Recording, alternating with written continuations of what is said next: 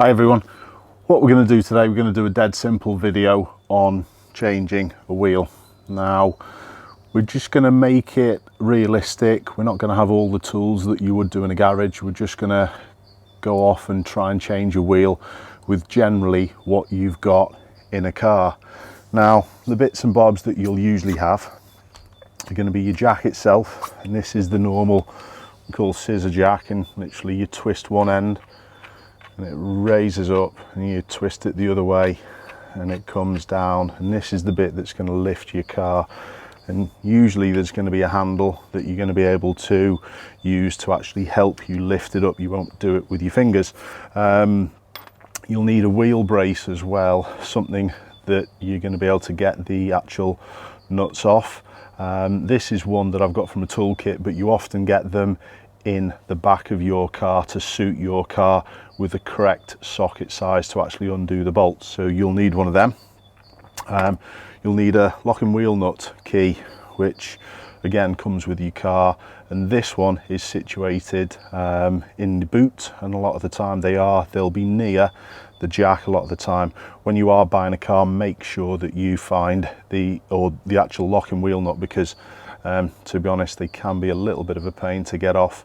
And something else that I've got specific to my car is this little thing. What this is, it's a pad, if you like, that sits on the mounting points. Now I'm going to quickly talk about mounting points in a minute, but this sits on the mounting point and is going to allow me then to lift the car up. This jack isn't from my car. It's a jack that I've got from one of my lads' car, because this car that I've got doesn't come with a jack. These are run flat tyres that we've got on this car, so effectively if I had a puncture, it would come up on the dashboard, it would explain, it would show me that I've got a puncture, and then you're allowed to drive at a limited speed, usually up to 50 miles an hour, so you can get to a garage and get the tyre puncture fixed or a new tyre put on.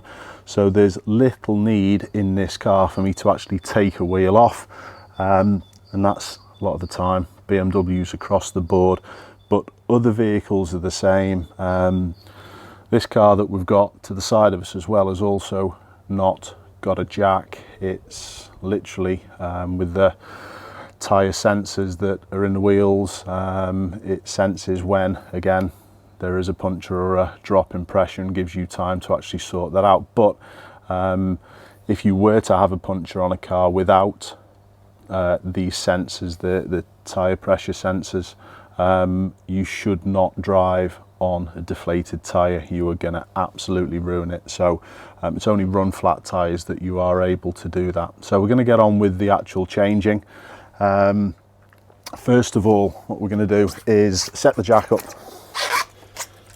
So I'm looking for a mounting point underneath the car, and quite simply there's an area here which is obviously the mounting point, and often they are little grooves underneath this area of the car, and also the same at the back just inside the actual wheels. So what I'm going to do, I'm going to place the jack underneath. It's a little high, so we'll lower it down.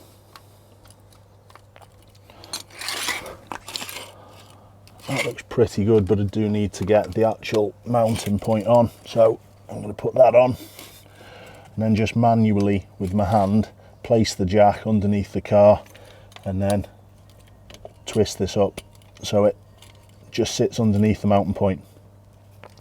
It is really important when you are jacking a car up as well to make sure you're on as level ground as you can, and this is secure. Shouldn't be jacking your car up if it's on slopes of any kind. You can get away with a little bit, but as flat as you possibly can. And now quite simply what we're going to do, we're going to just start winding the jack up, but we're not going to take it all the way up for the first bit.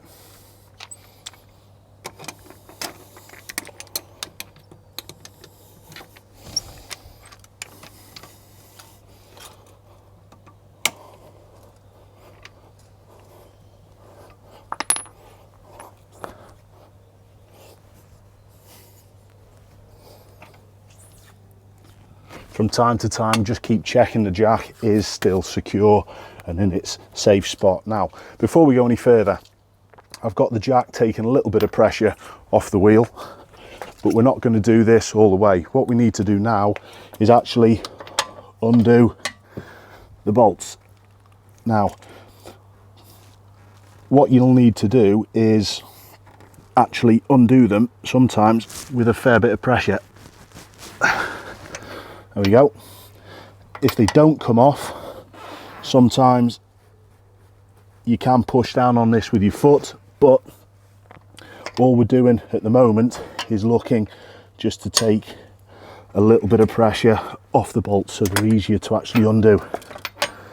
So I'm doing the 4 that haven't got the locking wheel nut, and then the locking wheel nut literally goes in the end until you actually find its seating position. Let's have a little look a sec. There you go, found its seating position. And now what I'll do, I'll attach the bar, and then we can undo that one as well. So I've taken a little bit of pressure off each of the bolts, and now we're going to jack the car up fully.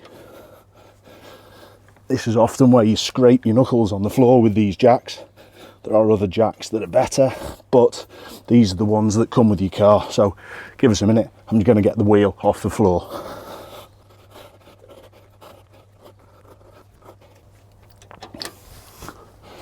So the wheel's comfortably off the floor. Now what we can do is actually take the rest of the bolts out. We might even be able to do this by hand if you've done them enough. So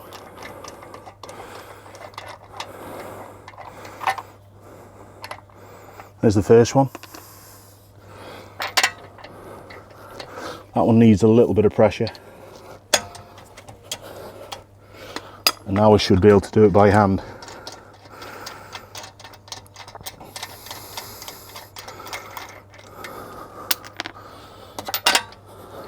Same with this one.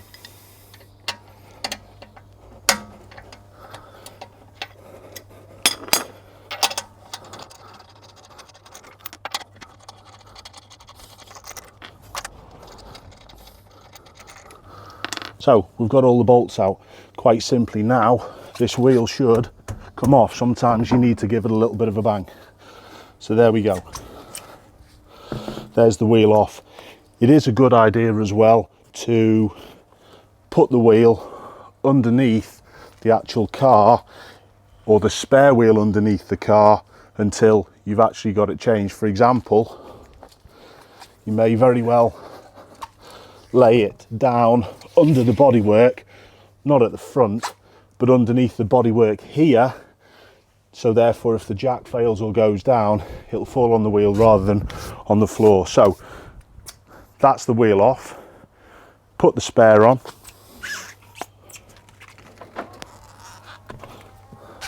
Try not to lock your car because the key's in the pocket.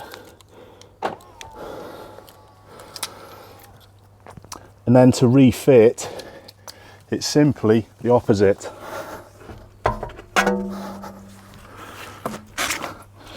You offer the wheel up and try and line up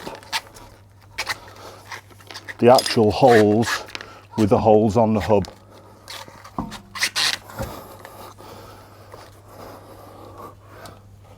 It's not quite lined up.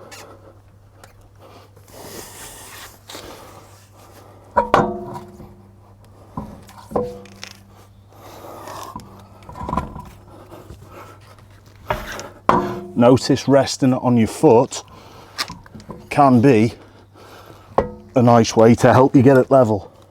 Let's have a quick look. Yeah, they're all lined up. So what we're now going to do is put the bolts in by hand first of all. Remember to turn counterclockwise until the bolt sits, and then turn it clockwise until you feel it grip. So I'm just going to do this finger tight.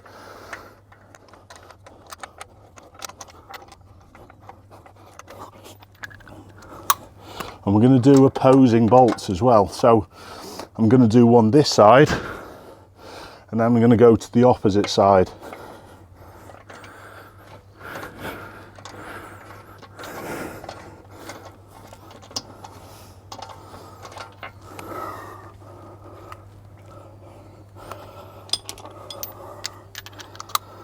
Same again.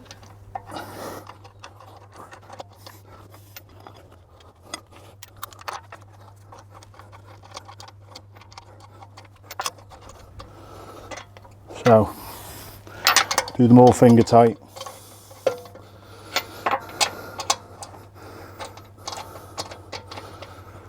And then finally the locking wheel nut.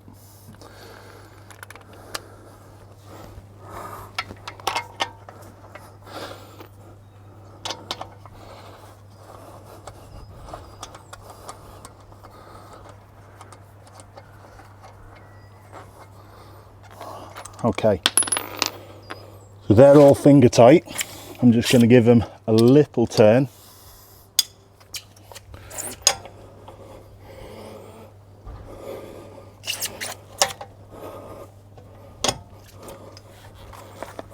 Put your wheel, or put your foot behind the wheel and just give them a light little bit of pressure. Again, opposite sides. We're not trying to tighten them fully at this point.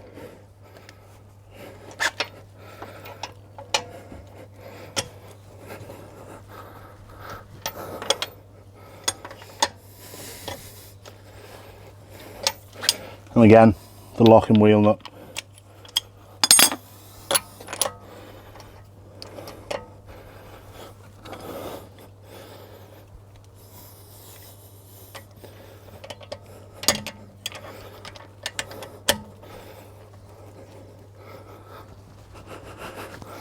Now notice, like I said, I had my foot behind the wheel, and that's to stop the wheel spinning. And this is what we need to do now to actually tighten the wheel bolts fully.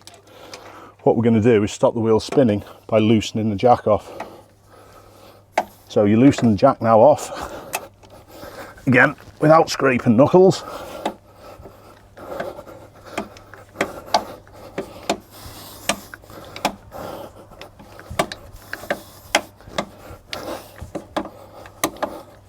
Until the wheel's touching the floor.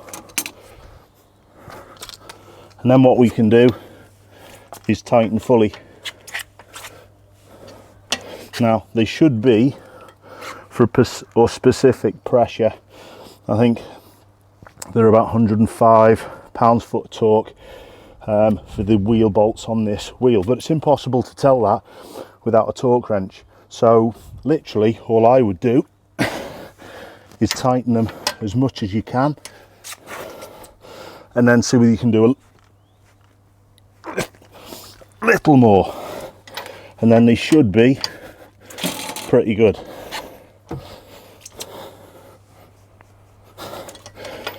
Again, tighten to opposing sides, and I would always do the locking wheel nut last. Putting a little bit of pressure in here as you tighten the locking wheel nut is a good idea, so it doesn't come out. And there we go. You wind the jack the rest of the way,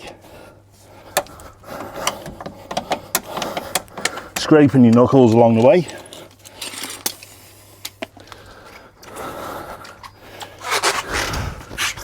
And then you're done. Gee whiz, I haven't done that for a while. But that's one take on how to change a wheel. Now, it does take a little bit of practice. I wouldn't say you need to be fit, but just could do with being not unfit like me. So we've got the wheel swapped. Put all your stuff away. Make sure as well, unlike what I've just done, I've just left the locking wheel nut actually on the bolt, so you do need to take that back out.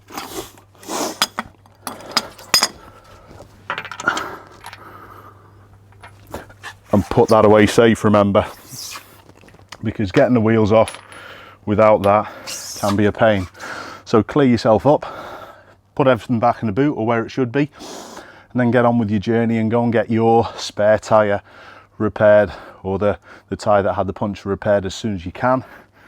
Anything else? I don't think so.